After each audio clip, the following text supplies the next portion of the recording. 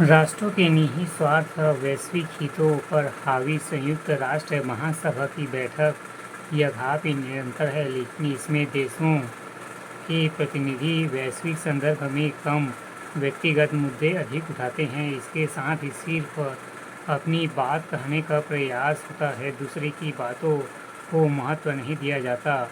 एक मत का अभाव वैश्विक आपदाओं जैसे ग्लोबल वार्मिंग, आतंकवाद, शरणार्थी समस्या इत्यादि पर इस मंच पर राष्ट्र विभाजित नज़र आता है।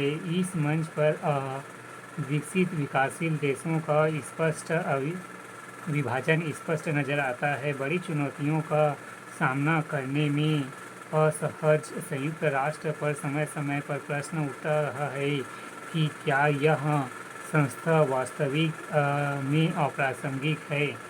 कोविड संकट के दौर में इस संस्था के अकर्मण्यता पर सवाल उठाए गए और यही स्थिति सीरिया संकट से यूक्रेन संकट के दौरान देखी जा सकती है। अंततः संयुक्त राष्ट्र संघ में सुधार समय की मांग। संयुक्त राष्ट्र संघ में सुधार संयुक्त राष्ट्र प्रणाली में बेहतर प्रबंधन और समन्वय के साथ साथ महासभा की शक्तियों को बढ़ाया जाना चाहिए। महासभा में परामर्श किए बिना कार्यक्रमों को बंद करने का अधिकार नहीं होना चाहिए। संयुक्त राष्ट्रीय प्रणाली में संगठनों का बेहतर समन्वय और संयुक्त राष्ट्र के काम में अधिक फोकस भी शामिल किया जाए। सीमित वित्तीय संस्थानों के आलोक में कार्यक्रमों की प्राथमिकता को तय किया आवश्यक है। कॉफी अन्नट के व्यापक सुधार एजेंडे इन अ लार्जर फ्रीडम की प्रासंगिकता आज भी जहां आतंक, वित्त पोषण पर रोक, सुरक्षा परिषद का विस्तार और मानव अधिकार आयोग की जगह जैसे मुद्दे का संबोधन किया।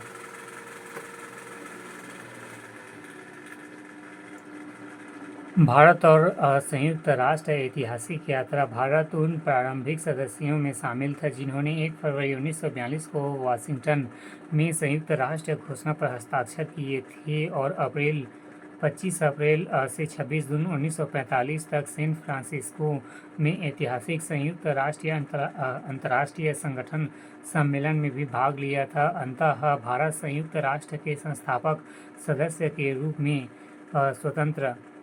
स्वतंत्र भारत में संयुक्त राष्ट्र में अपनी सदस्यता को अंतर्राष्ट्रीय शांति और सुरक्षा को बनाए रखने के लिए महत्वपूर्ण रहा। इस संदर्भ में संयुक्त राष्ट्र की ऐतिहासिक घोषणा 1960 का सह प्रयोजक था। गुट-निरपेक्ष आंदोलन और समूह 77 के संस्थापक सदस्य के रूप में संयुक्त राष्ट्रीय व्यवस्था में भी भारत की हैसियत विकासशील देशों के सरोकारों और आकांक्षाओं तथा अधिक न्याय संगत अंतर्राष्ट्रीय आर्थिक एवं राजनीतिक व्यवस्था की स्थापना के अग्रणी समर्थक के रूप में मजबूत हुई। समकालीन प्राथमिकताएं।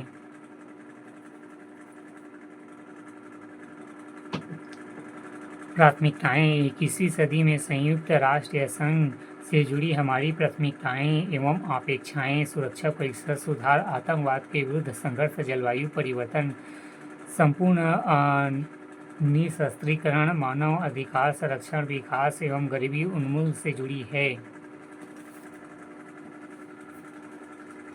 सुरक्षा परिषद सुधार। संयुक्त राष्ट्र सुरक्षा परिषद के अंतर्गत भारत अपनी प्रभावी दावेदारी को प्रस्तुत करते हुए एक लोकतांत्रिक एवं समतामूलक विश्व व्यवस्था का समर्थन रहा है। इस संदर्भ में भारत G4 के माध्यम से निरंतर कार्यरत है। आतंकवाद के प्रति नीति। भारत सभी प्रकार के आतंकवाद के प्रति पूर्ण असहिष्णुता के दृष्टिकोण का समर्थन करता रहा है। भारत ने 1996 में अंतर्राष्ट्रीय आतंकवाद के संबंध में व्यापक कन्वेंशन का मसौदा तैयार करने में पहल की थी और उसे अतिशीघ्र पारित किए जाने के लिए कार्य कर रहा है। निशस्त्रीकरण। भारत परमाणु हथियारों से संपन्न एकमात्र ऐसा राष्ट्र है जो असमयबद्ध सार्वभौमिक निष्पक्ष, चरणबद्ध और सत्यापन योग्य रूप में परमाणु हथियारों से मुक्त दुनिया का लक्ष्य प्राप्त करने के लिए प्रतिबद्ध है।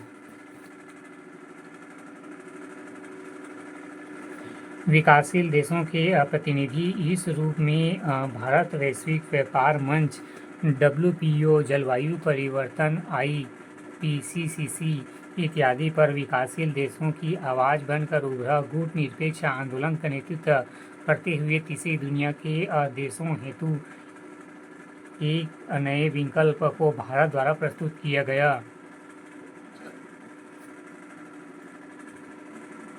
सतत विकास लक्ष्य 2030 के प्रति समर्पण। यह सहस्त्राब्दी विकास लक्ष्य MDG